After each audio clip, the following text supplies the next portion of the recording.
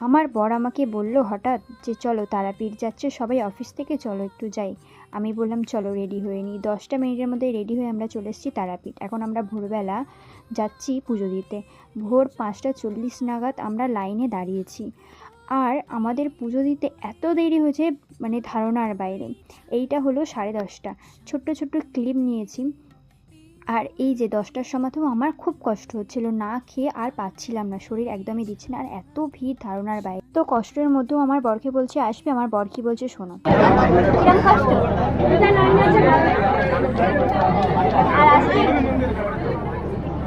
প্রায় 9 ঘন্টা ধরে লাইনের মধ্যে দাঁড়িয়ে আছি। এত মাথা ঘোরাচ্ছে ধারণার বাইরে। আমার বরের ঘুম পাচ্ছে, আমারও ঘুম পাচ্ছে, এত কষ্ট হচ্ছে ধারণার বাইরে।